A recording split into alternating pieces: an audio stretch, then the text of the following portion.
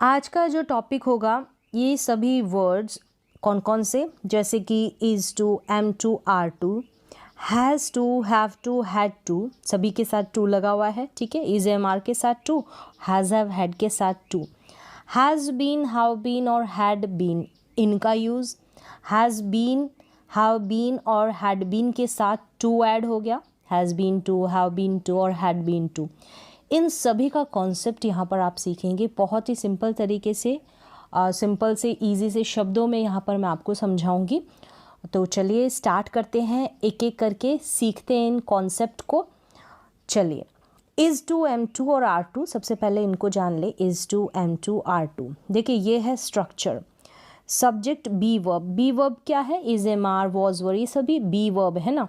फिर उसके बाद में टू और टू के बाद में वर्ब की फर्स्ट फॉर्म, ठीक है, टू के बाद में वर्ब की फर्स्ट फॉर्म, ये रहा स्ट्रक्चर।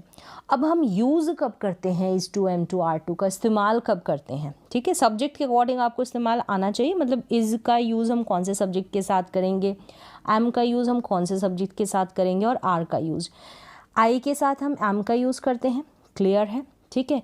इज़ का यूज़ करते हैं सिंगुलर सब्जेक्ट सिंगुलर नाउन के साथ, ही शी इट के साथ, क्लियर है। आर का यूज़ हम करते हैं वी यू दे और प्लूरल जितने भी सब्जेक्ट हैं उनके साथ। चलिए, ये तो पता चल गया आपको।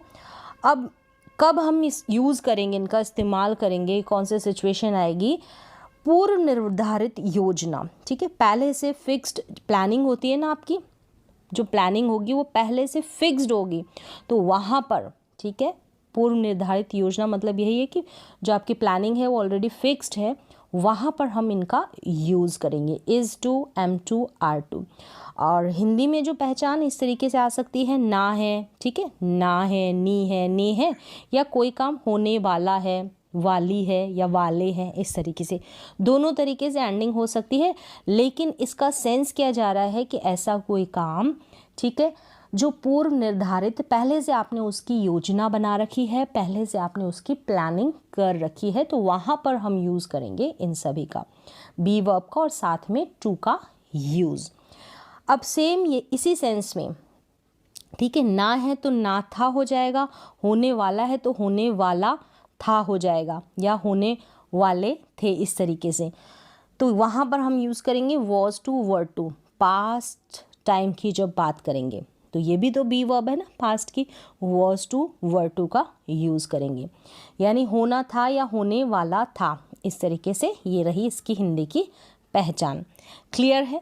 फिक्स्ड प्लानिंग के लिए ऑलरेडी आपका प्लान फिक्स है, तो वहाँ पर हम इसका यूज़ करेंगे। चलिए एग्जांपल्स की तरफ चलते हैं, सेंस तो आपको समझ में आ गया होगा। जैसे कि मुझे कल दिल्ली जाना है, तो ऑलरेडी मेरी प्लानिंग फिक्स है कल दिल्ली जाने की, तो I am go to Delhi tomorrow, I am फिर टू, ठीक है, I am to go to Delhi tomorrow. देखिए टू के बाद में गो जो है वर्ब की फर्स्ट फॉर्म।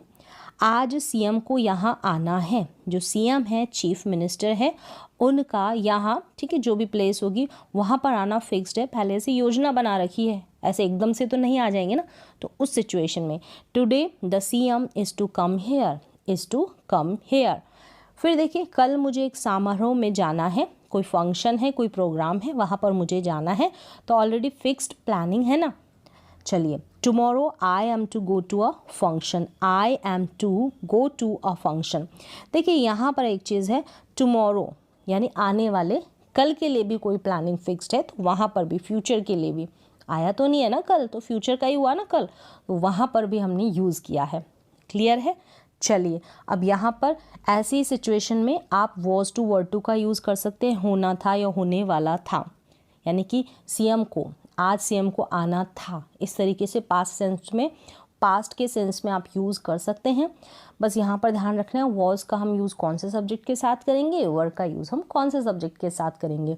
आई के साथ हम वॉज का इस्तेमाल करेंगे, ही शी इट और सिंगुलर सब्जेक्ट है ना, उनके साथ हम वॉज का यूज़ करेंगे, वी यू दे और प्लूरल सब्जेक्ट है ना, उनके साथ हम वर का यूज़ करेंगे। चलिए, क्लियर है। नेक्स्ट चलते हैं हम हैज़ टू, हैव टू और हैड टू के कॉन्सेप्ट की और। अब यूज़ कब करेंगे, देखिए सब्जेक्ट का आपको क्लियर होना चाहिए। हैज़ का यूज़ हम करते हैं सिंगुलर सब्जेक्ट के साथ ही, शी इट, और हम आई के साथ हैव का यूज़ करते हैं, क्लियर है। वी यू दे और प्लूरल सब्जेक्ट्स के साथ हम हैव का यूज़ करते हैं। और हैड का यूज़ जो कि पास्ट में यूज़ होता है ना, इसका इस्तेमाल सारे सब्जेक्ट के साथ किया जाता है। चलिए हैज़ टू, हैव टू और हैड टू का स्ट्रक्चर देखें। सब्जेक्ट आ जाएगा हैज़ टू या हैव टू, हैड टू, फिर वर्ब की फर्स्ट फॉर्म। टू के बाद आपको वर्ब की फर्स्ट फॉर्म रखनी है। पहचान देख ले हिंदी के वाक्यों में, करना पड़ता है या करना है। करना पड़ता था, ये पास्ट की बात, या करना था इस सेंस में। अब इसमें क्या है, ना है, नी है, इस तरीके से वाक्य की एंडिंग हो सकती है। तो फ़र्क क्या है इस to, am to, are to और हैज़ टू, हैव टू और हैड टू में?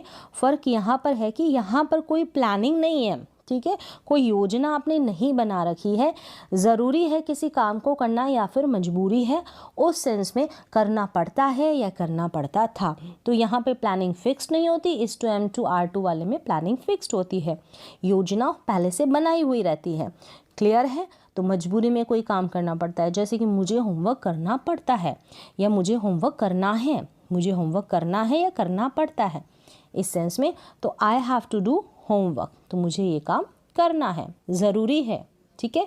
इसके लिए कोई प्लानिंग की ज़रूरत नहीं है, मुझे करना है तो करना है, ज़रूरी है, या फिर मजबूरी समझ लीजिए, क्योंकि मजबूरी में आप कर रहे हैं। तो मुझे खाना बनाना पड़ता है, मुझे अच्छा तो नहीं लगता लेकिन मेरी मम्मी आजकल बाहर गई हुई है तो मुझे खाना बनाना पड़ता है, ज़रूरी है और मजबूरी भी झलक रही है। आई हैव टू कुक या फिर I have to cook food, तो दोनों तरीके से। कुक का मतलब भी भोजन को पकाना, खाना पकाना होता है, ठीक है। मुझे दिल्ली जाना पड़ा, ज़रूरत पड़ गई दिल्ली जाने की, किसी से मिलने जाना, अचानक जाना होता है, प्लानिंग फिक्स नहीं होती, तो वहाँ पर I had to go to Delhi, मतलब हैड टू, हैव टू और हैज़ टू का यूज़ हो जाएगा ना, तो वहाँ पे ये चीज़ झलकेगी कि ये जो काम है ना, इसको पहले से आपने प्लान नहीं किया है वहाँ जाने का। प्लान किया तो इस to, am to, are to का यूज़ कर देंगे। उसे पैसे खर्च करने पड़े, ठीक है, उसे पैसे वो खर्च करना तो नहीं चाहता था लेकिन उसे करने पड़े, अचानक से ऐसी रिक्वायरमेंट आ गई, तो he had to spend money. तो यहाँ पर सिचुएशन है, मतलब कि कंडीशन जो क्या भाव पैदा कर रही है कि यहाँ पर आप मजबूरी में पैसे खर्च कर रहे हैं, ठीक है, आपका मन नहीं है या कोई ज़रूरत है पैसे खर्च करने की, तो उस सेंस में। चलिए, तो क्लियर हो गया होगा। यहाँ पर टू लगा है has to, have to, had to के साथ में और is to, am to, are to के साथ में, कॉन्सेप्ट क्लियर।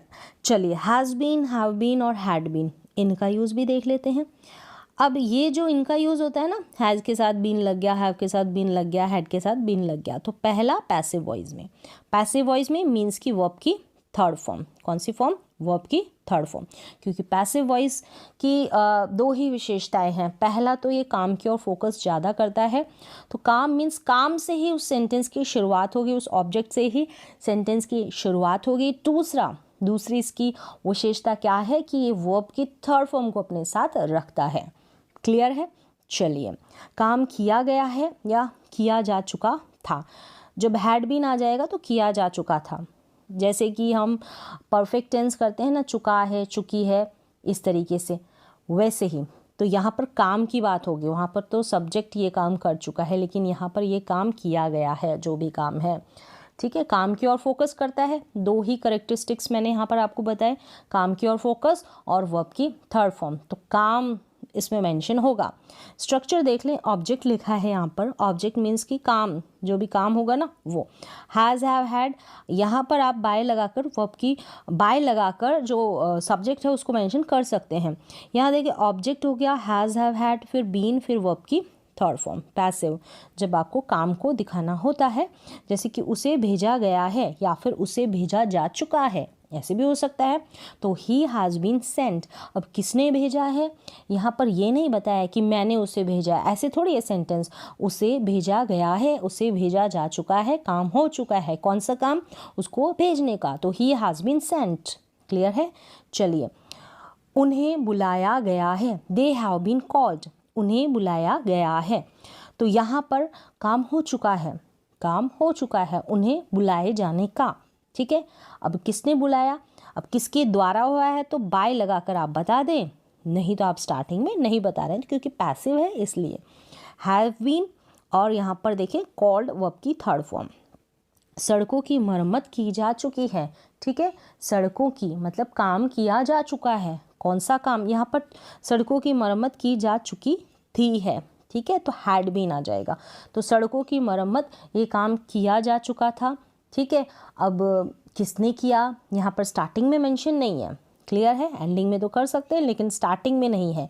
स्टार्टिंग में काम को मेंशन किया है कि काम किया जा चुका था सड़कों की मरम्मत करने का। तो रोड्स यहाँ पर देखिए रोड्स है, फिर यहाँ पर had been repair, roads had been repaired, क्योंकि हैड बीन जो है ना कोई से भी सब्जेक्ट हो सभी के साथ आएगा। रोड्स हैड बीन रिपेयर्ड, और रिपेयर्ड यहाँ पर थर्ड फॉर्म है। बस हैड बीन लगने से हमको पता चल जाता है कि कोई काम किया जा चुका था वाली फीलिंग आ जाती है। तो ऐसे हम समझ जाते हैं इन हेल्पिंग वर्ब से, उसे पहले ही बताया जा चुका था। तो हैड बीन, काम किया जा चुका था, हैड बीन, तो उसे पहले ही बताया जा चुका था। ठीक है, किसी काम के बारे में पहले ही बताया जा चुका था। तो किसने बताया ये नहीं यहाँ पर स्टार्टिंग में मेंशन, तो he had been told already, he had been told already. तो यहाँ पर ये ही हो गया, रोड्स हो गई, ये ऑब्जेक्ट है। ठीक है, ग्रामेटिकल सेंस में ये ऑब्जेक्ट है, और जो सब्जेक्ट होता है ना जिसके द्वारा काम किया जाता है वो लास्ट में आता है। चलिए, ये भी कॉन्सेप्ट मुझे उम्मीद है कि आपको समझ में आ गया होगा, सिंपल वे से समझाने की कोशिश की है। अब देखिए यहाँ पर और यूज इसका, सब्जेक्ट हैज़, हैव, हैड और बीन लग जाता है, इसके बाद नाउन आता है, कोई वर्ब नहीं आती, कोई एक्शन नहीं आता, कोई काम नहीं होता, कोई क्रिया नहीं होती, नो वर्ब। ठीक है, नो वर्ब, नो एक्शन। कोई व्यक्ति या वस्तु कहाँ है, कैसा, कहाँ है, कहाँ, कैसा, क्या रहा है, इस सेंस में। जैसे कि कोई व्यक्ति कहाँ रहा है, कैसा रहा है, क्या रहा है, और पास्ट में जाएंगे तो हैड बीन हो जाएगा ना, तो कहाँ रहा था, कैसा रहा था, क्या रहा था, इस तरीके से सेंस निकलेगा। और ठीक है, सेंटेंसेस में टाइम ऐड भी हो सकता है, समय दिया गया भी हो सकता है और नहीं भी, क्लियर है। पास्ट में शुरू हुआ और अभी भी जारी है, ऐसा मतलब कि किसी का कहीं रहने का जो काम है वो पास्ट में शुरू हुआ, वो अभी भी जारी है। यानी अगर कोई बीमार है, कैसा मीन्स कि बीमार है, तो पास्ट से वो बीमार है, अभी भी जारी है उसका बीमार रहना। ठीक है, और क्या था मतलब कोई व्यक्ति टीचर रहा है या रहा था, तो पास्ट में शुरू हुआ और अभी प्रेजेंट में भी जारी है, ऐसे सेंस निकलेगा। चलिए सेंटेंसेस के थ्रू सिंपल वे से सीखेंगे। वह अध्यापक रहा है, ऐसा हमको बताना है कि कोई व्यक्ति कुछ रहा है, वह अध्यापक है। अगर हम ऐसे बोलते हैं तो ही इज़ अ टीचर। ठीक है, ही इज़ अ टीचर, वहाँ तो सिंपली ऐसे ही पता चलता है, लेकिन यहाँ पर देखिए वह अध्यापक रहा है, मतलब कि ये जो अध्यापक रहने का काम है ना, पास्ट में शुरू हुआ और अभी भी जारी है, इस सेंस में। तो he has been a teacher, he has been a teacher. ठीक है, अब यहाँ पर अ टीचर, एक अध्यापक होना कोई काम नहीं है, कुछ रहा है ना व्यक्ति, तो वह 10 साल से अध्यापक रहा है, अध्यापक है या रहा है। देखिए दोनों सेंस में एंडिंग हो सकती है, अध्यापक है 10 साल से। देखिए यहाँ पर समय दिया गया है, यहाँ पर तो अभी टाइम जो था वो नहीं था, अब इसमें टाइम दे रखा है, तो आप सिंस फॉर लगाकर टाइम को बता सकते हैं, टाइम लगाकर सेंटेंसेस को बना सकते हैं। देखिए यहाँ पर he has been a teacher, he has been a teacher, अभी तो हमने बोला था वह अध्यापक रहा है, तो he has been a teacher. अगर समय दिया है तो 10 ईयर्स, मतलब कि वह 10 साल से अध्यापक है और रहा है, दोनों सेंस में। ऐसे भी हो सकता है ना, वह 10 साल से अध्यापक है, तो हम has been, have been, had been का यूज़ कर कर सेंटेंसेस के अकॉर्डिंग बना देंगे। अब यहाँ पर 10 साल से टीचर रहा है और अभी भी है। ठीक है, इस तरीके से आज मैं पूरे दिन, और रहा था वाली सेंस आ जाएगी ना, रहा था, तो वो तो पास्ट की बात होगी, तो वहाँ पर हैड बीन का यूज़ कर देंगे। आज मैं पूरे दिन घर पर रहा हूँ, मतलब आज मैं पूरे दिन घर पर रहा हूँ, तो आज मैं पूरे दिन घर पर हूँ वो सेंस अलग है, लेकिन आज मैं पूरे दिन से अब तक घर पर रहा हूँ। होल डे, देखिए होल डे मतलब पूरा समय बताया है कि पूरे दिन, पूरा दिन जो है यहाँ पर समय है। I have been at home, I have been at home, मैं घर पर रहा हूँ, कब से, पूरे दिन से, द होल डे। क्लियर है, मुझे उम्मीद है कि आपको समझ में आ गया होगा। चलिए, कोई कुछ रह चुका है, कोई कुछ रह चुका है इस सेंस में भी यूज़ होता है। ठीक है, सेंस के अकॉर्डिंग, जैसे कि राम क्रिकेटर रह चुका है, अब नहीं है, ये सेंस निकलेगा। जैसे कि Ram has been a cricketer, रह चुका है वाला सेंस आएगा। तो ऐसे भी तो सिचुएशन के अकॉर्डिंग इनको यूज़ किया जाता है कि आपको बताना है कि कोई क्रिकेटर रह चुका है और अब नहीं है, तो इस सेंस में भी Ram has been a cricketer, Ram cricket रह चुका है। राम अध्यापक रह चुका है, राम अध्यापक रहा है, ऐसा नहीं, रह चुका है, ठीक है। तो Ram has been a cricketer, Ram has been a teacher. तो इस तरीके से भी आप इनका यूज़ कर सकते हैं। अब देखिए आगे, has been, to, have been, to, had been, to. तो इन सभी के बाद में आगे टू लगा हुआ है, तो कैसे हम यूज़ करेंगे, क्या सेंस निकलता है। देखिए सिचुएशन होगी कि किसी प्लेस से होकर या जाकर आना, किसी प्लेस से, मतलब कि आप गए हैं दिल्ली, ठीक है, दिल्ली गए, ठीक है, दिल्ली जाकर और वापस लौट कर आ जाते हैं, तो उस सेंस में यूज़ करते हैं। जाकर वापस लौट कर आ जाना, उस सेंस में। चलिए एग्जांपल्स देखें, जैसे कि मैं लंदन जाकर आया हूँ, मैं लंदन गया घूम फिर के, फिर वापस लौट कर आ गया, तब आप इनका यूज़ करेंगे। तो I have been to London, I have been to London मतलब कि मैं लंदन जाकर और वापस आ गया हूँ, फिर सामने वाले से बता रहा हूँ कि मैं लंदन जाकर आया हूँ, I have been to London. मैं बाज़ार होकर आया हूँ, आपकी फ्रेंड आपके घर पर आई है, उसने पूछा कि आप कहाँ होकर आए, तो आप बोलेंगे कि मैं बाज़ार होकर आया हूँ, I have been to market. आप उस समय जब ये बात कर रहे हैं तो प्रेजेंट, उस समय प्रेजेंट है आप, मतलब वहाँ मार्केट से जाकर घर पर आ चुके हैं। तो मैं बाज़ार जाकर आया हूँ, I have been to market. तो इस तरीके से हैज़ बीन, हैव बीन, इन सभी के साथ टू लग जाएगा, हैड बीन टू, इस तरीके से। अब देखिए इंटरोगेटिव, क्या आप मुंबई गए हैं, मतलब कि क्या आप कभी मुंबई जाकर आए हैं, होकर आए हैं, किसी भी सेंस में समझे। तो सेंस तो यही निकल रहा है कि मुंबई जाकर और फिर घूम फिर कर वापस लौट कर आ गए हैं, ऐसी सिचुएशन में। तो have you been to Bombay, और ये ऐसे भी बनाए जाते हैं, have you ever been to Bombay, have you ever, ठीक है, क्या आप कभी मुंबई गए हैं, have you ever been to Bombay.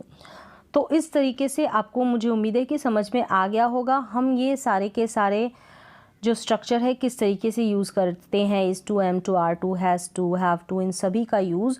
तो कोशिश की है मैंने बहुत ही सिंपल तरीके से समझाने की। तो आज की क्लास में बस इतना ही, मिलते हैं नेक्स्ट क्लास में, तब तक के लिए थैंक यू सो मच।